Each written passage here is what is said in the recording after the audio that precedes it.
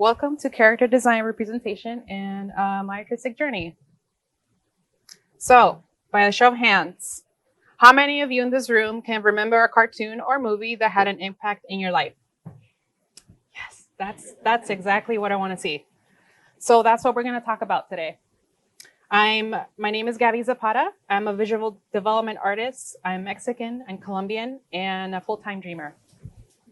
Today, I'm going to tell you guys a little bit about my story, my art process, and why representation matters in character design, and where do we go from here. So I'll try to cover as much as I can about my life and work and how you guys can get inspired. My story. So that is me. Oh, I was born here in LA, West Covina to be specific. I moved around a lot because my dad was in a hotel business. And so I moved in like Mexico, Cancun, Cozumel, New York, back to Mexico City. And the last stop was San Francisco.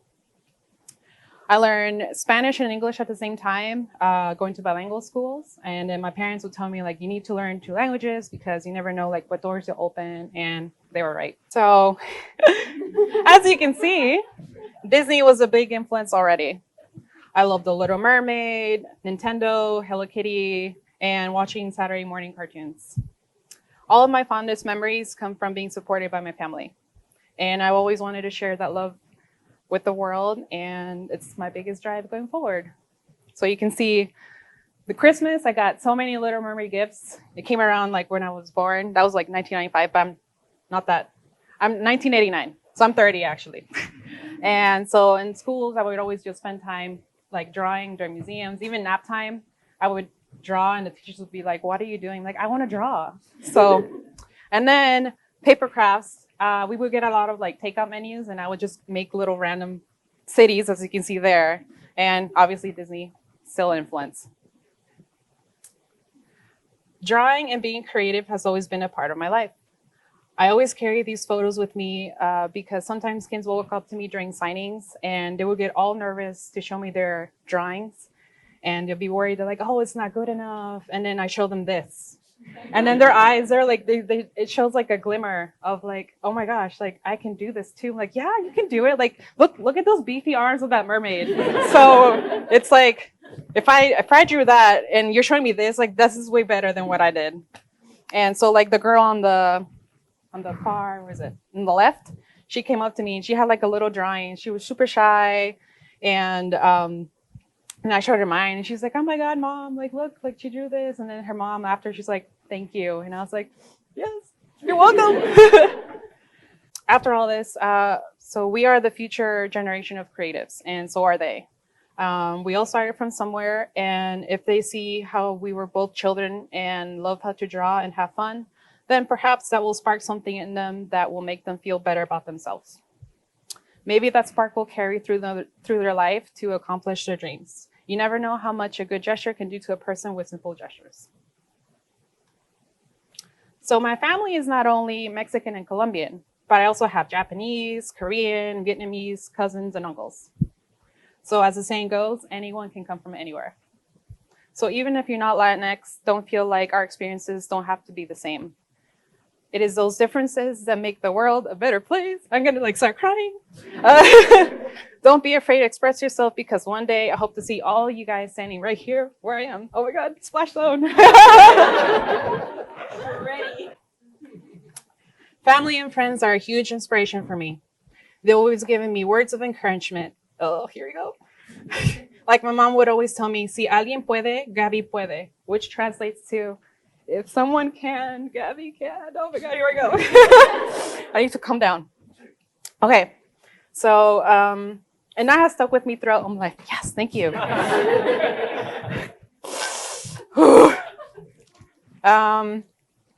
So my mom is very important to me because even if it was hard for us economically, she always found a way to support my love for drawing. And as I grew up, I realized that it was a huge sacrifice for her in order for me to realize my dreams. But nothing was handed to me. I was taught that everything comes with hard work. And so I decided not to let her down. And there's like my cousin, she got married last year. And you got like the cute dog, not my dog. I wish it was mine though. And then my beautiful mom. This is so hard, you guys. But hopefully all of you will be standing right here, and I'll probably stand in the splash zone so I can experience the tears. Okay, school and career. This is me going into my second year of computer animation at Ringling College of Art and Design. Yeah, any Ringlingers? Yes, yes. Awesome, yeah. So I went into it not knowing anything about like animation or having a single cent. And yeah, so I went like, look at me, like, I don't know how to do 2D animation. I still to this day, like, I know a little bit, but it's like, I'll never be that level of like, no. So I'm the first generation of my family to go to college. And so I didn't want to let my parents down. And I did struggle a little bit in the beginning, but I got like mentorship from like my teachers and peers, and some students already knew Maya and all that stuff. So I was like, okay, well, can you teach me too? Because I don't know what I'm doing. So yeah, so I worked hard and tried to get as many scholarships as possible, but like many others, I have tons of debt. So anyone want to help with that? You got my number. But I don't regret the education I got, because I learned so much from everyone, and I still talk to them now, and even have friends in the audience that I still talk to. So, and I think going to college helped me understand how much hard work goes into it, because what I learned in college, I applied to my current job. And so it's like, it taught you with like timelines and being on time, because that was very like a strict thing. And so I still keep that till today. So after graduating, I was fortunate enough to land a job at Digital Domain. They're located in Florida, in Port St. Lucie, to be specific. I was a visive artist on their feature film, The Legend of Tembo. There, I learned so much from everyone, and I was super grateful to work among so many talented people like that have worked at Disney and like DreamWorks and just from all over the place. And it was just an absolute blast getting to work on, I don't know, I never imagined that. So mentorship is important and invaluable. My mentor was Aaron Blaze, as you can see. He worked on Aladdin, Lion King, Brother Bear, amongst many others. He took me under his wing, and he taught me everything and anything there was to learn about elephants, because when he saw my portfolio, there's no elephants, there's no animals. And he saw something in me that was like, you're gonna be like you're gonna grow. And I was like, you believe in me. So like he took a chance, basically. He even taught me how to fish. So so I'm super grateful for that, and it's probably one of my favorite things. And hopefully you guys will get mentorship too and learn from that. But I won't teach you how to fish, because I don't know how to do that. So unfortunately, due to a unique circumstance, the film was not completed. But here's some of the visit work I got to work on the film.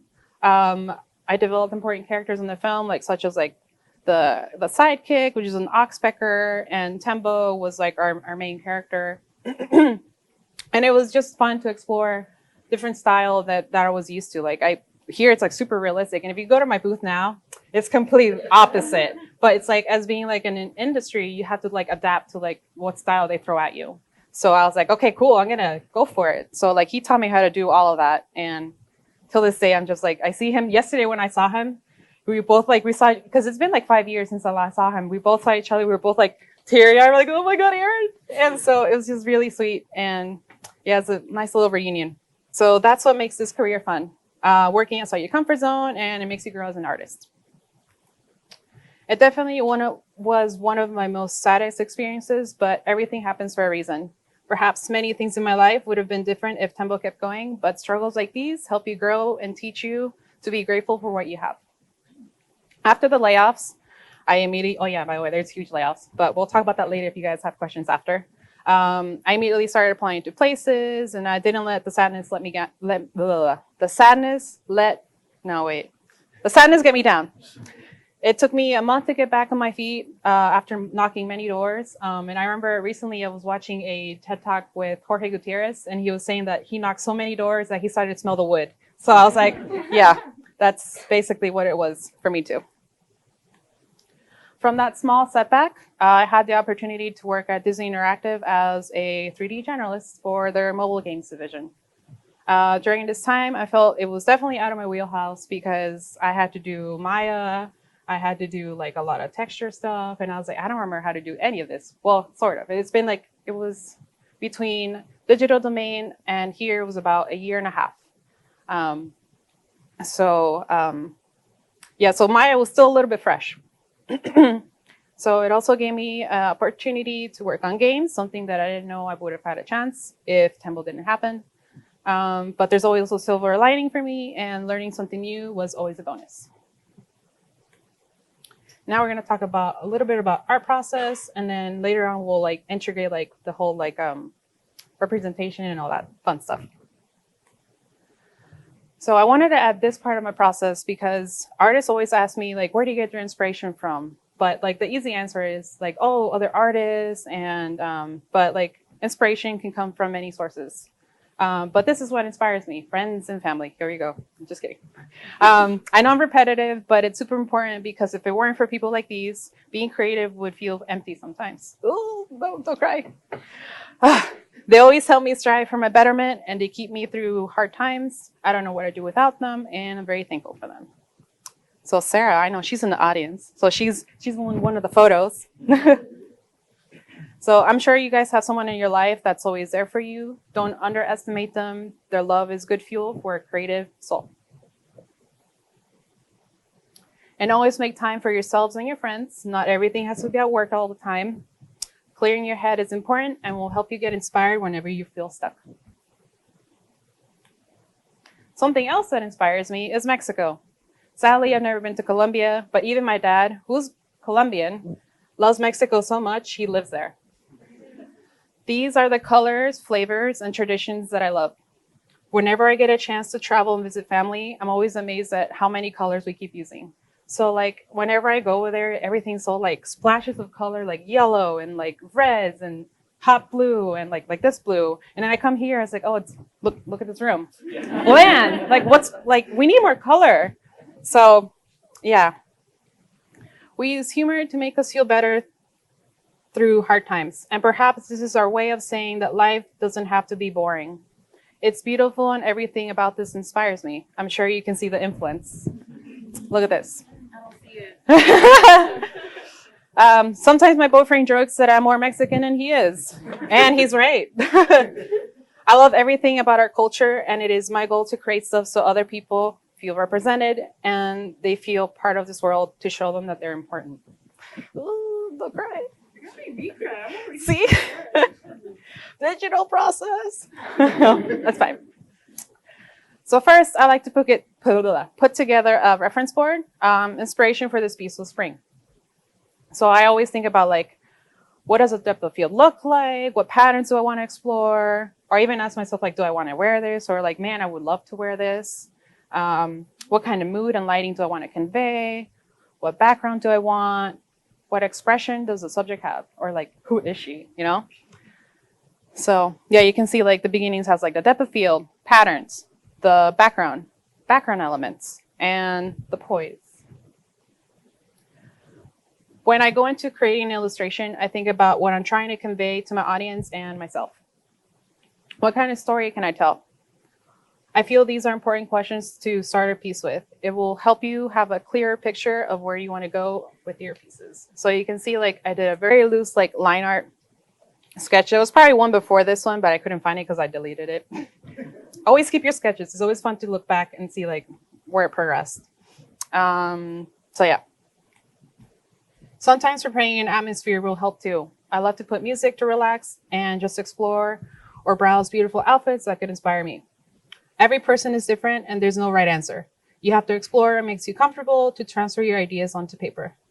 I start by using a basic brush to loosely lay down the background, and I don't spend too much time fiddling with it because I could always go back to it later.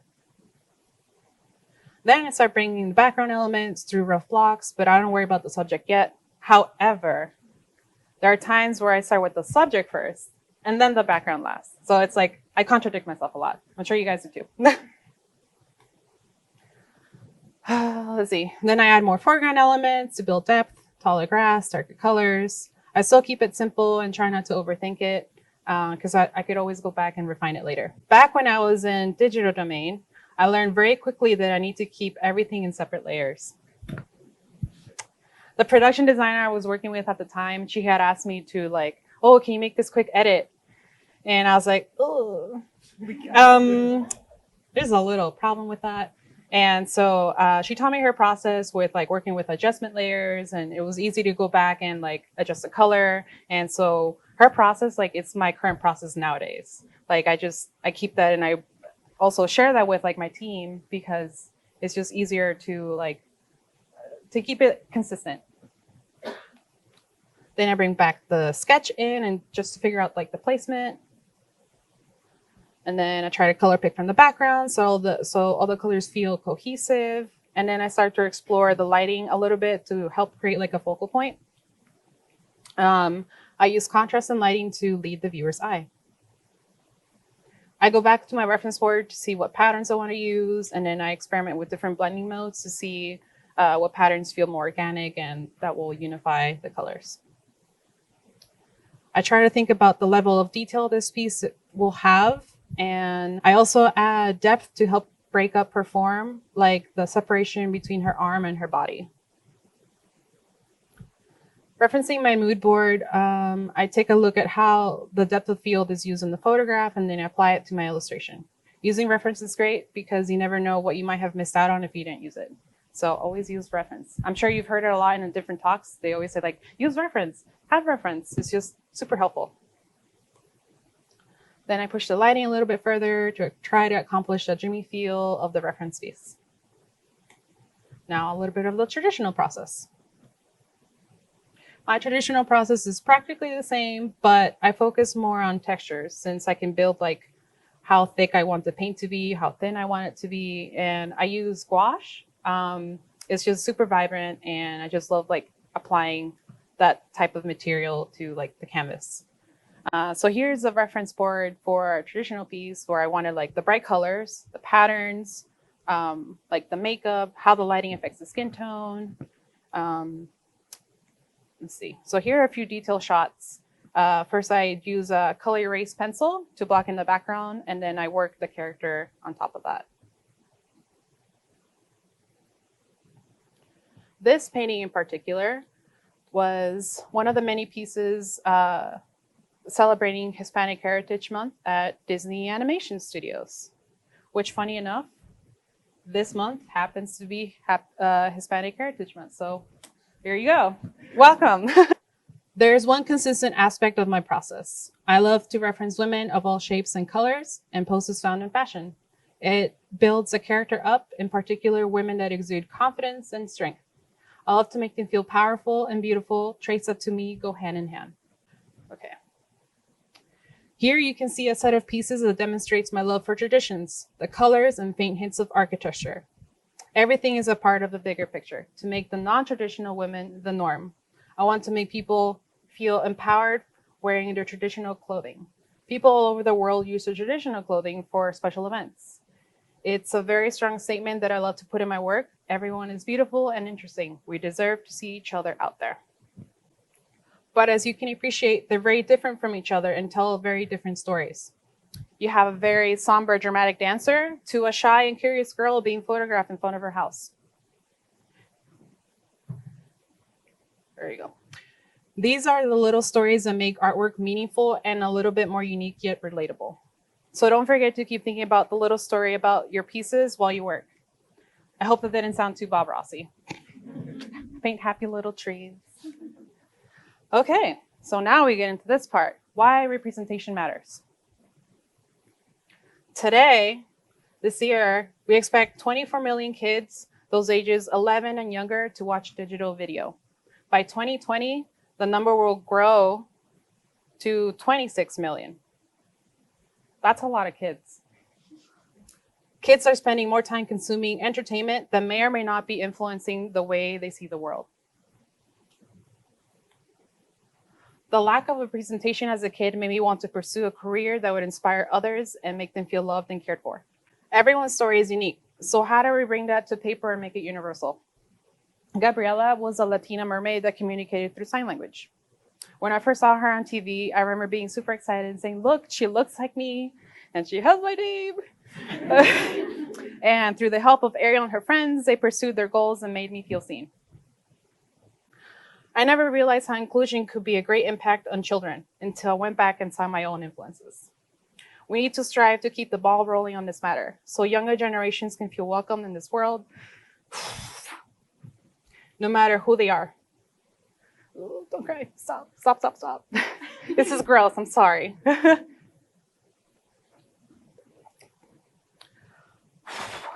Our industry is very powerful that way. Sometimes we take it for granted.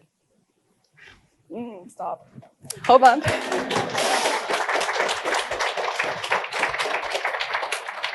I told my mom I was going to cry at the end, not now. And we're not even done yet.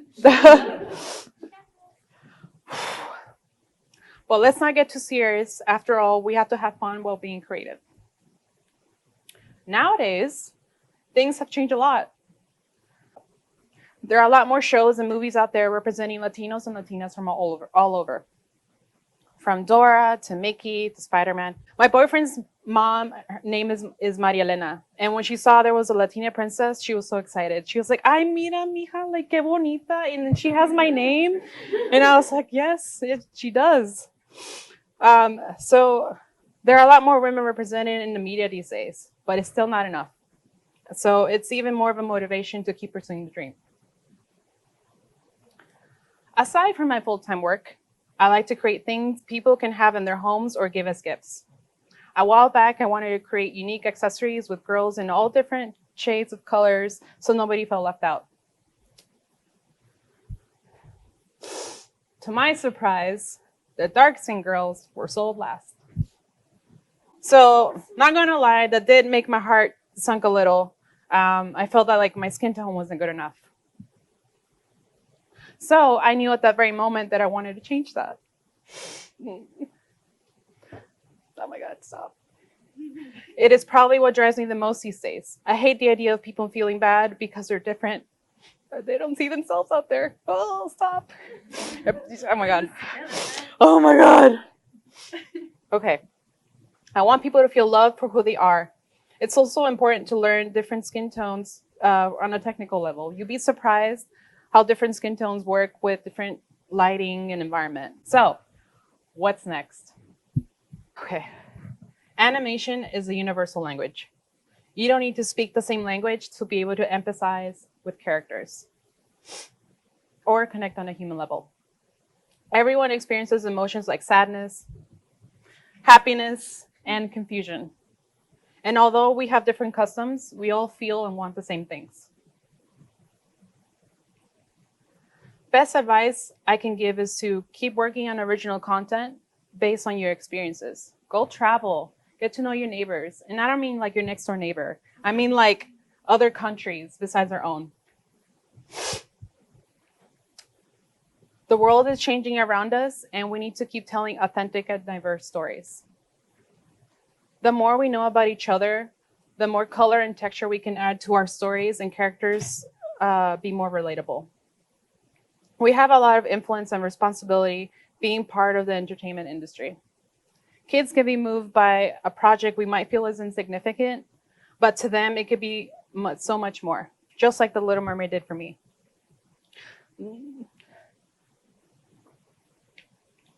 How we doing? I don't know. There are a lot of problems in the world that are very complex, and they're not going to get solved overnight. But the first step is for us to try and create worlds that represent the diversity of the world we live in. That's me. One of my long-term goals is to become one of those leaders, to create something that represents me and my people so that people realize that we're not different after all. Although our backgrounds make us who we are, it shouldn't define or limit who we can be. If I could go back in time, oh no, here we go. I would tell little Gabby that being Latina is not an obstacle. Being Latina is my superpower. So how will your work inspire the future generation of artists? And I will leave you with this quote from Guillermo del Toro. All immigrants from every nation believe in the possibilities and not the obstacles. Do not believe the lies they tell about us. Believe in the stories you have inside. Thank you.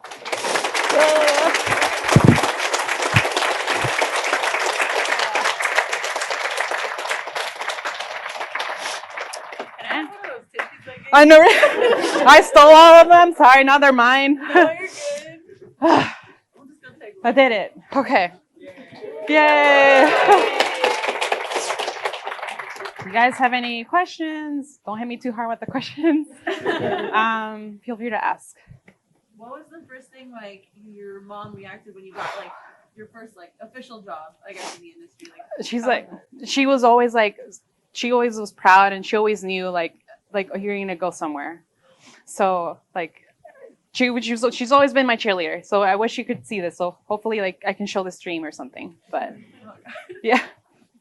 So it sounds like one of the main like missions in your work is to celebrate like diversity. Yes. Do you have a dream project or something that would be like the ultimate goal of bringing that diversity?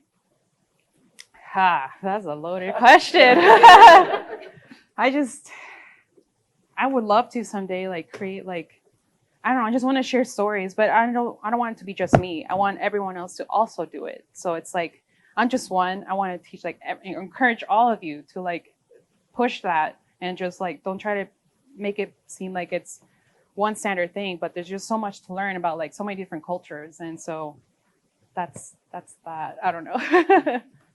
Other questions? Yeah.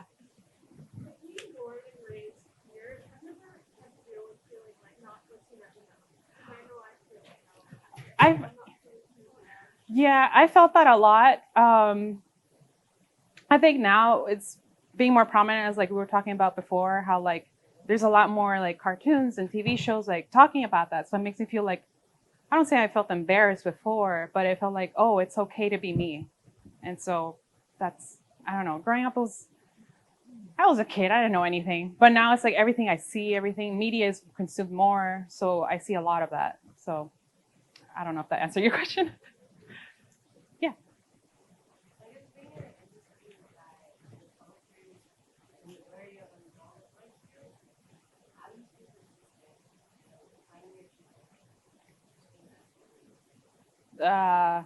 So currently I work at Disney Digital Media Group. We do like a lot of the social media for Disney, and now we're like Disney Plus. And so I try to push that a lot when we have to do like, I think there's a piece coming out soon for like Grandmother's Day. And so like I try to do like something with like Coco related. And so like I like to push that and just try to like share like those warm moments with the world, because there's not a lot of that. And so I don't know. Did that answer your question? Sort of. Okay.